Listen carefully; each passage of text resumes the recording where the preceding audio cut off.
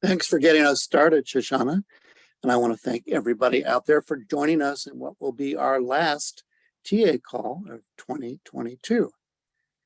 I hope you enjoyed our holiday intro music. It's definitely not snowing here in DC. It's 55 degrees, but we can pretend and put ourselves in a holiday frame of mind. After the holiday break, we will, as you well know, if you're on this call, be heading into the SPP APR season. In preparation for your next submission, we will be using this call to provide an overview of the changes in the FFY 2021 SPP APR package. It's not significantly changed, but there will be some differences that are worth noting. We will also provide updates and reminders on the SPP APR reporting platform and offer general SPP APR related reminders. Presenting with us today is Christine Pilgrim, who is an Associate Division Director and also leads our data IT that does all things SPP APR. Priscilla Irvine, who is a member of that team as well as a state lead. And we'll be starting off with Elizabeth Zagata. Elizabeth is a very talented intern that we have had the pleasure to work with for a good part of this year. She'll soon be leaving us, but before she does, she's prepared a short video, OSEP 101, and I'm excited to see it. I haven't seen it yet. I'm sure it's terrific. Elizabeth, I will turn things over to you. Thanks, Greg, and good afternoon, everyone. As Greg said, my name is Elizabeth Zagata, and I am an OSEP scholar and intern. As you all know, the work of OSEP is vast and covers many different populations and areas, not to mention a whole additional world of acronyms. So with that in mind, we created a short introductory video to OSEP as an engaging way to better communicate what OSEP does, who OSEP serves, and the types of resources OSEP provides. We hope this video is a helpful overview for all stakeholders, including directors, administrators, parents, teachers, students, researchers, and the general public. So let's give it a watch. Welcome to OSEP. OSEP is an acronym for the Office of Special Education Programs. This short video will provide a brief overview of the work that OSEP does and the resources OSEP provides. OSEP is part of the United States Department of Education. OSEP is under the Program Office of the Office of Special Education and Rehabilitative Services, also known as OSERS. OSERS is comprised of two offices under the Office of the Assistant Secretary, the Rehabilitation Services Administration, also known as RSA, and OSEP. The mission of OSEP is to lead the nation's efforts to improve outcomes for children with disabilities birth through 21 and their families, ensuring access to fair, equitable, and high-quality education and services. OSEP's vision is for a world in which individuals with disabilities have unlimited opportunities to learn and to lead purposeful and fulfilling lives. OSEP is responsible for overseeing the implementation of the Individuals with Disabilities Education Act, also known as IDEA. IDEA is a law that makes available a free, appropriate public education to eligible children with disabilities throughout the nation and governs how states and public agencies provide early intervention, special education, and related services to more than 7.5 million eligible infants, toddlers, children, and youth with disabilities. Infants and toddlers with disabilities and their families receive early intervention services under Part C of IDEA. Children and youth ages 3 through 21 receive special education and related services under IDEA Part B. OSEP provides support and services to the 50 states as well as the various other entities shown here. OSEP is comprised of two divisions. the Research to Practice Division, or RTP, and the Monitoring and State Improvement Planning Division, or MSIP. IDEA authorizes funding through formula grants and discretionary grants. OSEP provides discretionary grants to state educational agencies, institutions of higher education, and other nonprofit organizations, and the 3 formula grants are awarded to states annually. Let's take a closer look at the work of the RTP division in OSEP. RTP serves as a national leader in early intervention and special education programs, policies, and activities, and collaborates with federal partners and key stakeholders in education and related fields. RTP provides information and data to the public, including policy leaders and other stakeholders, through the 618 data collection and the annual report to Congress on the implementation of IDEA. There are currently over 34 funded OSEP centers that work together as a network to generate and bring information, knowledge, and support to those who need it, including state and local administrators, practitioners, parents and families, and policymakers. We encourage you to check out the multitude of free resources that OSEP-funded projects provide by visiting the Ideas That Work website. Now let's take a closer look at the work of the MSIP division in OSEP. MSIP carries out major activities related to Part B and Part C of IDEA and the 619 formula grant programs. The division is responsible for state plan review and approval and for monitoring OSEP's formula grant programs to ensure consistency with federal requirements and to ensure that states and other public agencies continue to implement programs designed to improve results for infants, toddlers, children, and youth with disabilities. As stewards of the $13 billion allocated each year through IDEA, MSIP ensures that children with disabilities and their families are afforded all the rights to which they are entitled under the law. The IDEA website is your one-stop shop for information about laws and regulations, policy documents, state data and reports, grants, and other resources related to the implementation of IDEA. We hope this video has been a helpful introduction to the work of OSEP. For more information and to connect with additional OSEP resources, including newsletters and social media accounts, please visit the websites listed here.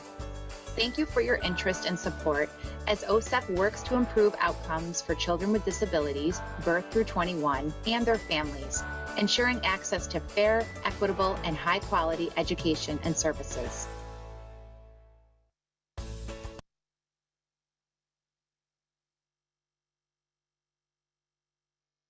Thank you, Elizabeth. I am so excited to have seen that video and the great work that you put into it. I already have great plans for using it, and I thank you for the initiative that you took to pull that together. Really incredible work. Well, I am Priscilla Irvine, as introduced by Greg earlier in this meeting, and I am here to talk about APR season. So 'tis the season. Next slide, please. I am just going to get started with a few announcements and reminders. So first, the final FFY 2020 APR and related documents are posted on our sites.ed.gov/IDEA website. For those are the APRs for which your states and jurisdictions received determinations in June of this year. Also, states and territories were required to post the FFY 2020 Early Intervention Service Provider and LEA performance reports within 120 days of February 1st, 2022. OSEP has been reviewing your websites, and we may reach out to you between now and February 1st if we are unable to locate the information. In the APR due on February 1st, 2023, you will need to report under the public reporting section of the introduction how and where this information was posted. Thirdly, if your state or territory has received a determination of needs assistance for 2 or more consecutive years, the introduction of your APR must include information regarding the technical assistance that was accessed and the action that was taken as a result of that TA. And finally, for this slide, the Part B and Part C indicator analyses are also posted on the IDEA website. Next slide, please. So by now, you've all been notified by the Partner Support Center that the SPP APR package has been released. The package includes the measurement table, a memo, and the instructions which specify that the entire APR, inclusive of your state systemic improvement plan, is due on February 1st of 2023. OSEP will be reviewing your SIP along with all of the other SPP APR indicators. If questions or concerns are identified, states will be notified in OSEP's response, and it will be addressed during your state's clarification call in April 2023. Also worth noting, PSC sent out the FFY 2021 template to assist with the collection of APR data prior to the opening of the reporting platform. Next slides, please. So speaking of the opening of the reporting platform, I am excited to share that it will be opened on December 19th, just in time for Christmas. So there are several things worth noting about the impact of the open date of the system. First, there are rollover activities, and then also 618 data reporting timelines for data that are pre-populated. OSEP is strongly encouraging states and territories to submit the entirety of the SPP APR within the fields provided in the reporting platform, unless otherwise directed by OSEP due to state-specific circumstances. So under each indicator, there is a section labeled additional information. You are encouraged to utilize this section to provide any supplemental information as appropriate. So note, there will continue to be no functionality to include rich text in this tool for the upcoming submission or at any point in the future. But if you do have additional documents that you want us to review to support your submission, so say you have charts, you have graphs, diverse pictures of children, students, you want us to see it all, please consider including a web link to where the document is either publicly or privately posted. If you have questions or need support to access the reporting platform, please reach out to PSD. Next slide, please. So let's shift gears a bit and talk about targets and stakeholder input. The current language in the SPP APR general instructions requires a description of the mechanism for soliciting broad stakeholder input on targets.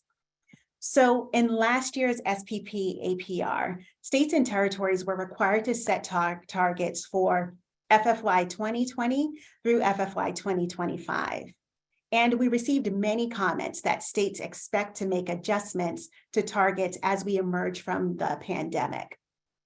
This is just a reminder that as we emerge from said pandemic and adjustments to targets are being considered, these considerations must be based in the stakeholder engagement process. And so we expect that stakeholders are continuously engaged and included in discussions related to both target setting and ongoing implementation. So of course, stakeholder engagement is a required part of the ongoing SIP implementation activities as well and must be reported in the SIP. Next slide, please. The SPP APR general instructions outlines the basic requirements, which includes 1, reporting on the number of diverse parents included in any stakeholder group and how they were engaged in the process of setting targets, analyzing data, developing improvement strategies, and evaluation measures. 2, what you did to increase the capacity of stakeholders to meaningfully participate in those processes. And 3, the mechanisms to solicit the input and then make the results of those activities available to the public. Next slide, please. So one more thing on stakeholder engagement, continuing engagement in reporting.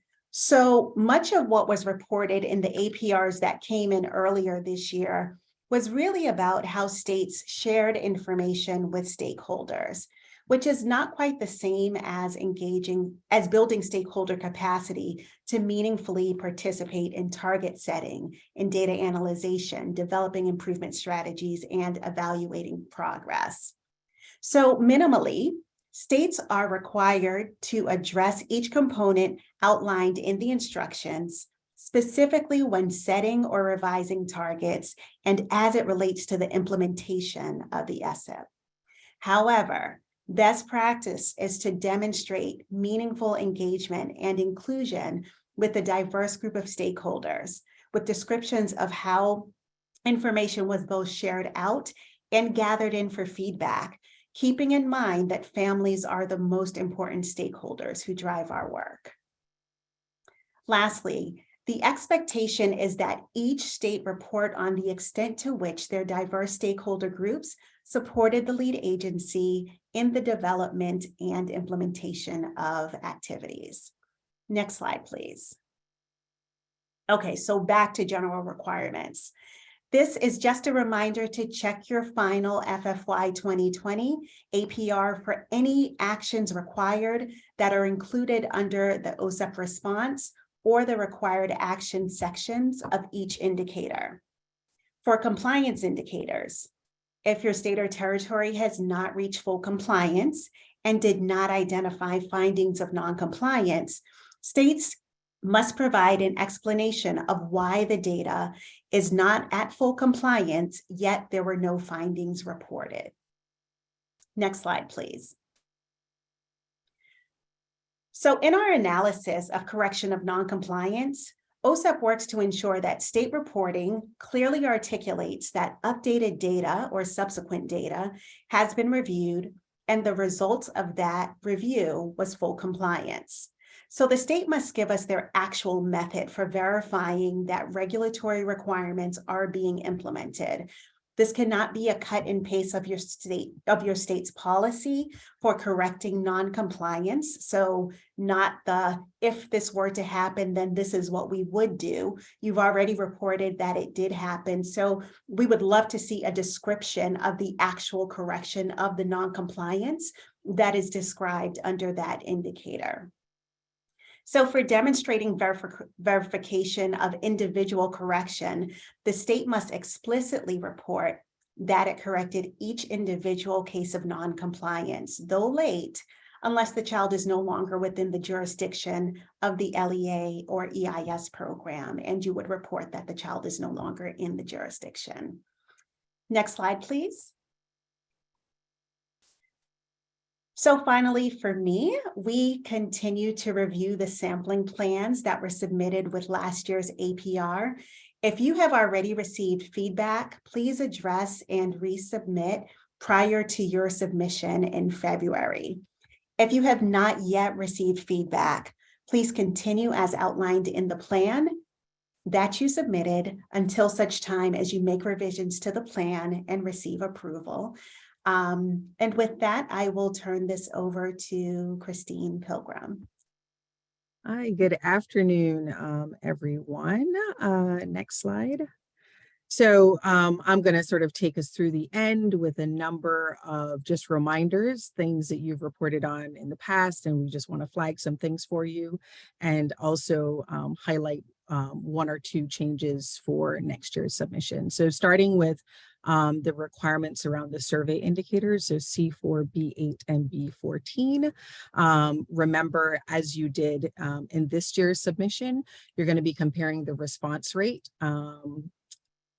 for this year as well as the previous year. So for your FFY 2021 data, comparing that to the FFY 2020 response rate. So you're comparing those two response rates and then describing any strategies to increase response rates, analyzing the response rate to identify potential non-response bias, taking steps to reduce that bias and promoting increased response. And then of course, describing the metric used to describe representativeness. Those are all elements that you reported on with your FFY 2020 data that came in February of this year. So that is nothing new to all of you guys. Next slide, please.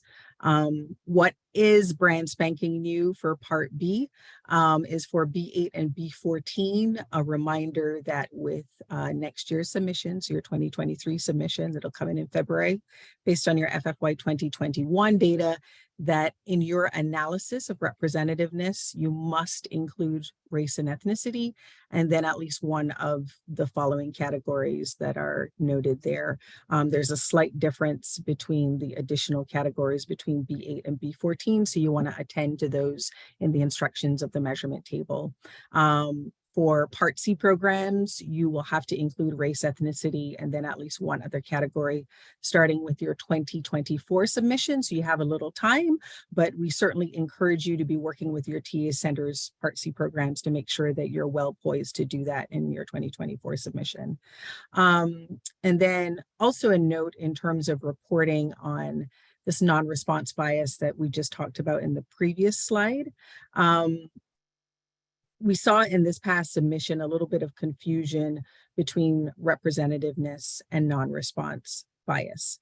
So we just want to make sure that folks are very clear that when we're talking about non-response bias, we're looking at what occurs when the participants do not respond in a survey, the ones who do not respond in a survey, if there's a significant difference between them from those who did respond. It is connected to representativeness in that respondents to a survey should mirror or represent the demographics you're looking at as a whole. But if that doesn't occur, states should be evaluating for this potential non-response bias. The purpose of that is to identify barriers in participants responding to a survey. You know, is it because of the survey design? Is it related to the survey content? Is it related to access to the survey? Any sort of barriers that are preventing people from responding, and then thinking about strategies to increase that non-response bias. So two separate concepts, though connected. Next slide, please. We've included a resource here from our IDEA data center, IDC. Great TA center. If you don't work with them, especially in spaces like these, they're a great resource. So to help with some of that confusion, they developed this resource to help walk you through those differences, very easy to read and understand. So highly encourage you accessing some of those resources and reaching out to TA centers to make sure that you are providing an accurate reporting of the work you've done in the analysis. There are also lots of things online if you're Googling non-response bias versus representativeness, like I put something in Google and like things came up on Statology and other interesting places where they're providing that information in a very quick, easy to digest sort of mechanism. So there are other things out there, but definitely want to point you in the direction of our centers who have been doing some work to clarify some of these pieces for you. Next slide, please. So for the OSEP, C11 and B17, so still talking about reminders and things to be mindful of across both Part B and Part C programs. This past submission was the first time that you were reporting C11 and B17 in the system, so on the same timeline as every other indicator. There were some highlights of that and then maybe some challenges to think about. As you're waiting for the system to open, please refer to the SPP APR template that is on grads so that you can see how everything is laid out if you need a reminder for that, and that really goes across all the indicators. The 4 elements that you're going to be reporting on are listed on the slide. Those have not changed. Want to flag for you that if there was any specific OSEP stakeholder engagement that happened, you talk about that in your introduction, but things that are specific to the OSEP, just also remember that there are places within your OSEP submission, within the indicator, where you're going to have to be reporting on that as well. Sometimes folks might have mentioned stuff in the introduction, but then forgotten to write about the OSEP specific stakeholder engagement activities that, that they were doing over that past year. And a reminder as well to include links to your theory of action and your evaluation plan. We take a look at those. We're looking for internal consistencies. We're expecting in many cases that folks are updating these theories of action and evaluation plans, especially as they change their SIMRs and as they're involved in implementation activities that tweaks may be made. So please remember to include those links as well, and links to any other additional documents. I've told you in numerous national TA calls that for us to be in compliance with the Evidence Act, that outside of the ed required attachments, we really have to discourage states uploading attachments in the system, because we really want to be in compliance with that piece of legislation. So, but you're free to include a link and additional information, and definitely you have space within the system, and it's noted on the template to have a link to the current theory of action and evaluation plan. Next slide, please. So some reminders for you as you're getting about the business of preparing for these submissions. In the data analysis section, please remember to write in your numerator and denominator descriptions. We had a number of states that forgot that this last go around, but remember, a SIMR, your state SIMR is unique to you. So the numerator and denominator descriptions aren't like pre-filled or have language there. We need to know what your numerator represents and what your denominator represents. So please remember to put in those descriptions. Another plug to remind you to include the link for the theory of action. Whether or not it has changed, we want the link in there as part of your submission. In section B, there are a number of elements that have to be addressed, and we really want to make sure that you are addressing all of those elements for every single infrastructure and evidence activity and evidence-based practice that you list. So just make sure that that is covered for all of those components. And then, as I mentioned before, including the OSEP specific stakeholder engagement as well. Next slide. I've heard sort of through the grapevine and in talking to states that there are a few states that are planning to change their SIMR in their 2023 submission. So wanted to remind you that if you are changing your SIMR, that there's some things that you're going to have to provide to us in your submission. We would expect you to have a new baseline, that you're establishing a new baseline, and then your targets are set based on that baseline that you've just established. We're going to be looking for details about the system analysis you did, the data analysis, and the stakeholder engagement activities that you conducted that led to the decision to change. We'll be looking for you to report on the infrastructure improvement activities, the coherent improvement activities from previous OSEP activities that you're going to leverage to improve whatever new outcome area you've landed on or your results area, as well as any newly identified system components and evidence-based practices. States that choose to change the SIMR and develop a new OSEP must submit a revised theory of action. So you're going to be giving us that link again for us to see the revisions you've made there and a revised evaluation plan. Although you're welcome to, and we encourage you to discuss any changes you're planning to make with your OSEP state lead. You do not have to get formal approval from us, pre-approval prior to your submission in February. Obviously, when we see it in February, we will respond formally there.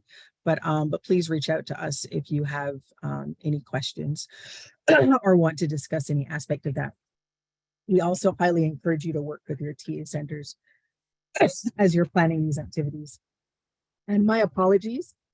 So my allergies in DC are ridiculous right now. So I'm going to have to put a cough drop in my mouth while I'm presenting, which is horrific, but is that, or I'm going to cough uncontrollably for the rest of the time. Next slide, please. So whether or not you're considering changing your SIMR or your OSEP, we hope that you're talking to your state lead as you're preparing for your submission during your regular monthly calls, and that you're certainly taking advantage of all of the TA resources that are out there. There's some listed here on the slide.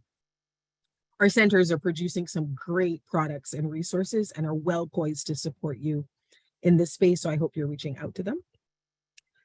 Next slide, please. We're going to roll into Part C reminders for the new package. Not many, just really one or two. So next slide. Well, maybe 2 slides from there, Shoshana.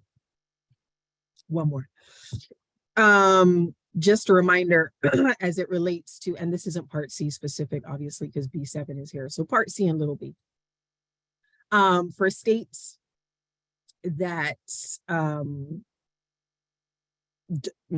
lost my train of thought because I'm trying not to cough.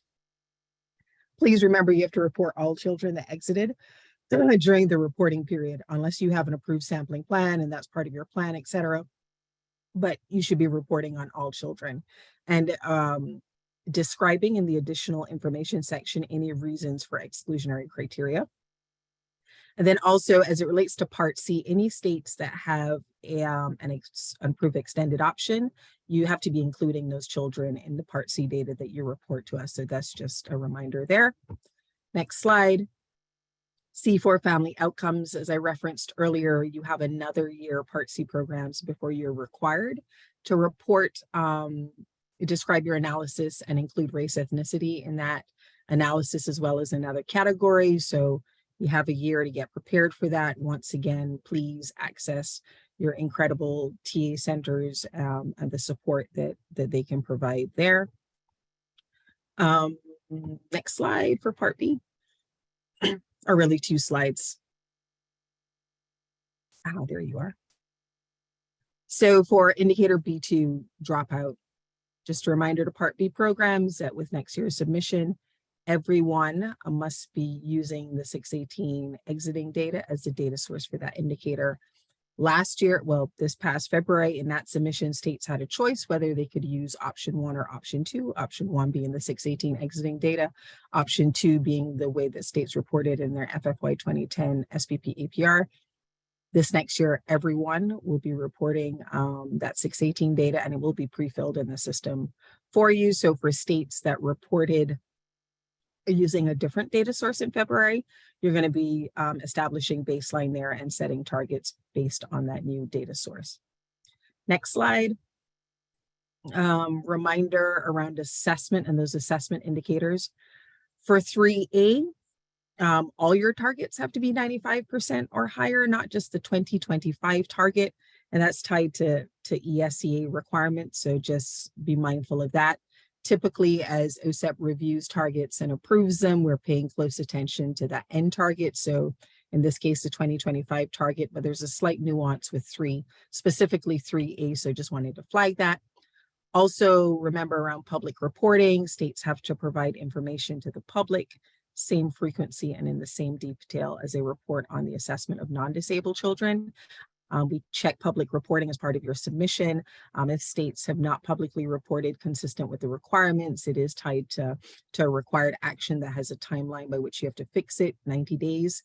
And while assessment administration was looked different for different states last go round, there were no sort of blanket waivers to not report on how states did on those assessments. So, I mean, those requirements still have to be met. So states must be reporting that information in terms of how kids did on those assessments, performance-wise, as well as participation. Next slide, please. B4, so your discipline indicators, suspension and expulsion for 4A and 4B. Just want to flag some language that was in the SPP APR instructions in this year's package that are tied to our discipline guidance that was issued and a specific question in the Q&A, specifically L6.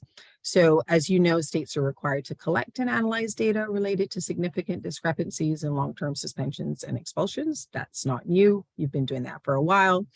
And, in our recently released discipline guidance Q&A, OSEP clarified that the state chosen methodology for determining those significant discrepancies must be reasonable.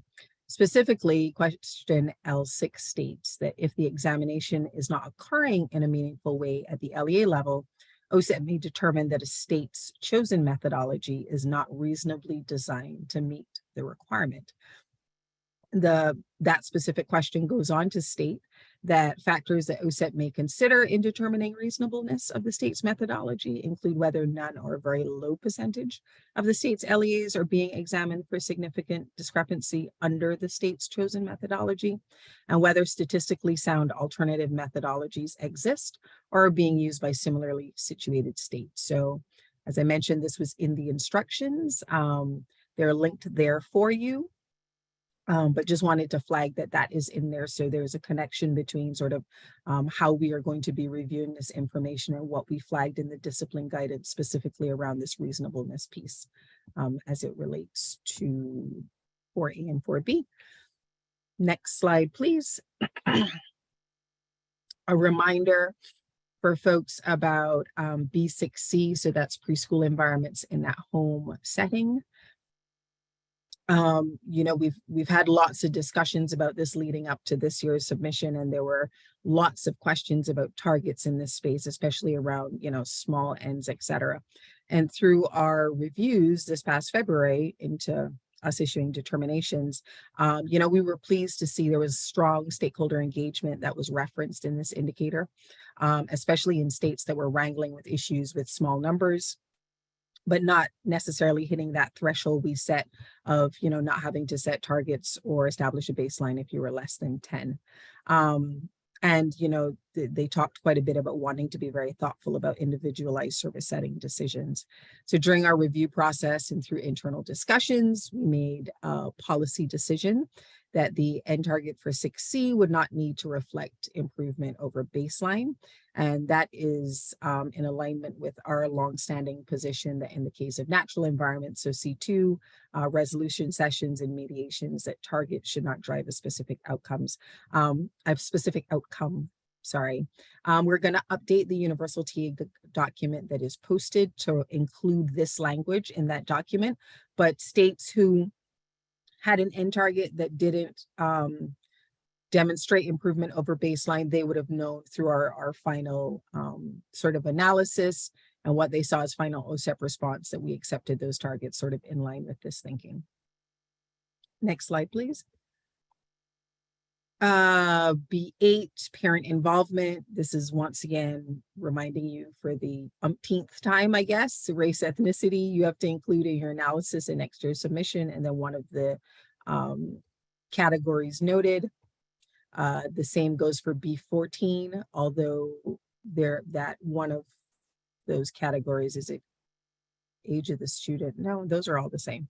I thought there was something different. I'm thinking about Part C.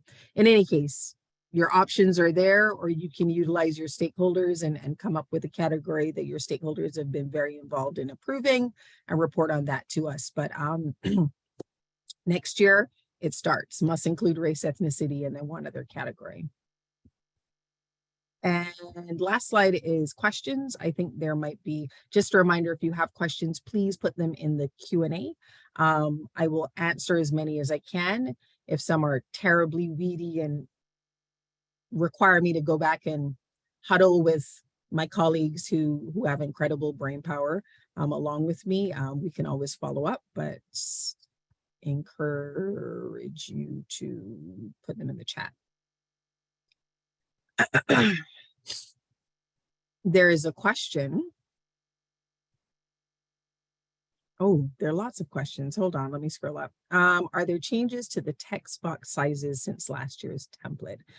It is still an 8,000 character limit in each narrative text box, so that has not changed.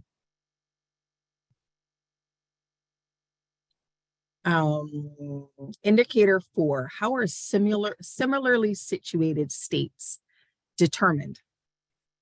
Well, I think we are going to be, you know, with as we prepare for submissions next year, taking a look at states data to sort of tease out some of these things. I can't say to you right now, similarly situated states are like this, but thinking about a state's sort of rural or urban, demographic makeups, size of the state. Those are some of the things that could be included as we think about what constitutes a similarly situated state. But those conversations are still ongoing, and we're eager to see and looking forward to see what submissions are going to be like next year, so we can make some decisions when we look at state submissions in the aggregate. If this is something that you would,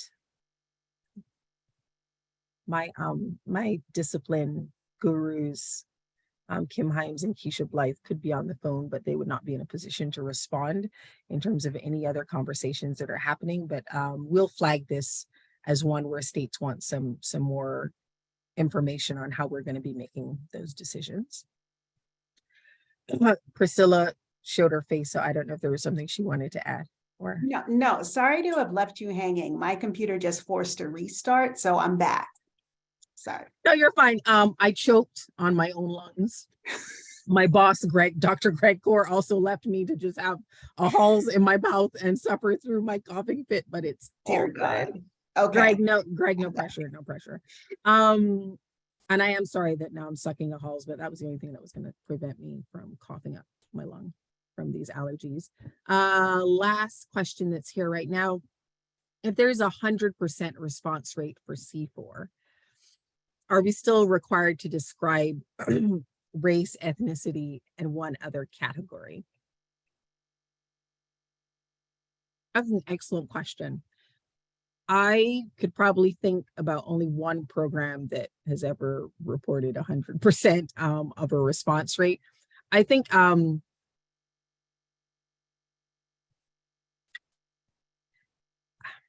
yes, my initial response is yes. We would still like to see some evidence of an analysis, what's happening. I mean, and I don't know if in the state in question, was it every single family in the program got it and every single family responded, or was it, which is what you're saying here, or are you reporting 100% response rate on a sampling plan, which could be a little nuanced. So I think, yes, we would still be expecting to see that you did some kind of analysis, but I do recognize as 100%. Every single, okay. So every single family you gave it to responded. So then there is no non-response bias. Your comparison year over year. I'm getting lots of things. I think this is very specific to one or two programs. I'll follow up with you specifically, but my initial response is I wouldn't expect to see those boxes blank like that.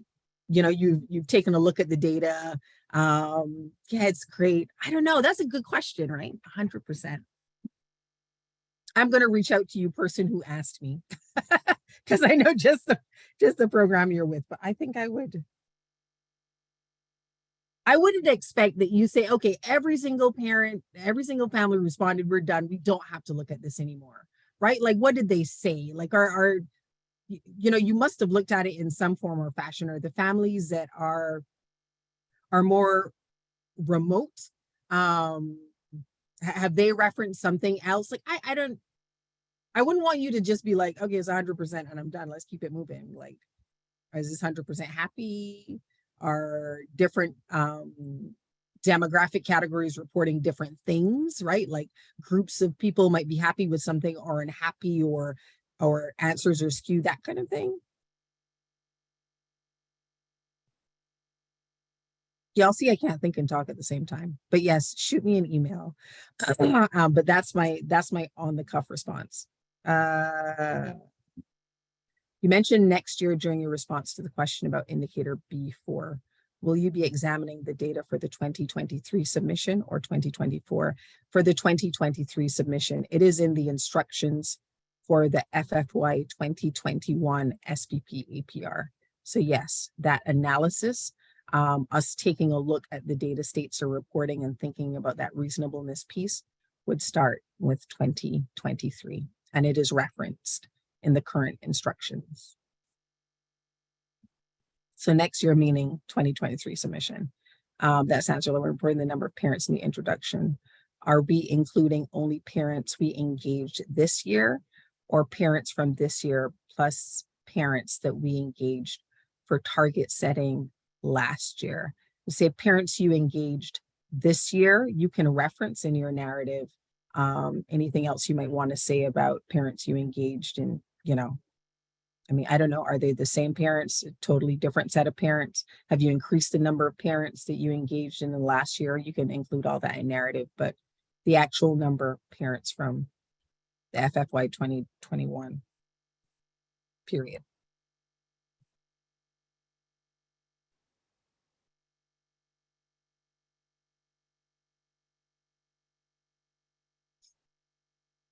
So while I'm waiting to see if anyone else has any questions, so like not tons of new things, right? things that you had to do before that we're reminding you of. Get that public reporting on LEAs and your EIS programs up, because we're taking a look and want to be able to know that you have that up and ready to go, because 120 days have passed before we even see APR submissions. We gave you all kinds of reminders about remembering to look at required actions, speaking to those, reminders about reporting on the verification of correction of non-compliance, all that good stuff. So all of that is stuff you know already. Really trying to hit home the fact that we are looking for and hoping that, you know, as states, you are really engaging authentically with your stakeholders, that it is beyond just like you presenting information once a year around targets or summaries of data, and that's it, that you're really building their capacity to be able to engage in deep discussions and think about evaluating implementation and all that stuff. For Part B programs, remember you have to look at race, ethnicity, and another category starting next year. We are going to be looking at that reasonableness piece for suspension and expulsion for indicator 4A and 4B, and it was referenced in this year's instructions. Those are the biggies, but stuff that you guys know. Use the template, use your TA centers. There's a question. In significant disproportionality, flexibilities, there were noted levels for presumptively reasonable. Is there any consideration for this when looking at evaluating states? Indicator for calculations. Like I said, when we get submissions in February, we'll be taking a look across the board at the data states are submitting to us, and we'll make some decisions based on what we're seeing, and be able to share that with you, the results of that with you in a very transparent fashion when it happens. But I think, like I said, if those of you who know how to contact me well, if there are specific things you want to raise or call to our attention before they even come in about, hey, OSEP, I hope you're thinking about this. I mean, feel free to do so. But, you know, when we make decisions about what we're going to do, we do it with the data on hand and into us, and then looking at what states are reporting, not only numbers wise, but also what they're reporting in narrative, et cetera, and what we're seeing in the data. And then we'll make some decisions there.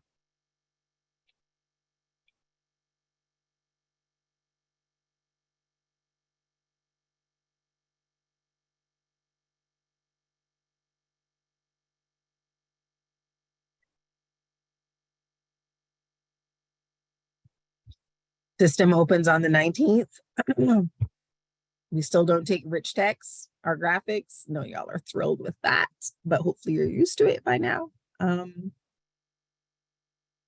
But please don't hesitate to reach out to me if you have any questions or concerns.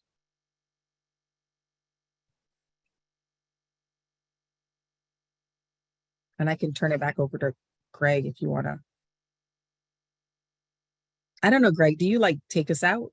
I mean, Yeah, I'm definitely gonna take us out. So Christine, I want to thank you for kind of gamely carrying on, even though your throat was giving out. Oh my gosh, like I had to present in my daughter's class yesterday, and the same thing. I'm like coughing up a lung.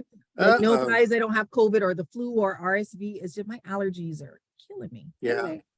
Yeah, those DMV allergies will get you every time. Yes. I also want to thank Priscilla and Elizabeth for presenting today and being part of this call. And for all of you out there who listened, I think we had 277 individual lines on, so that's great participation.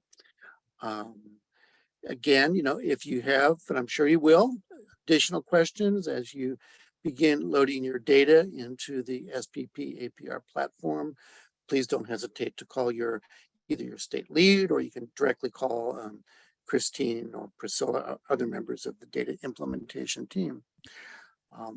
So we will wrap this call up. I want to wish everybody happy and safe holidays, and we will be talking to you again in 2023. Bye. Bye now.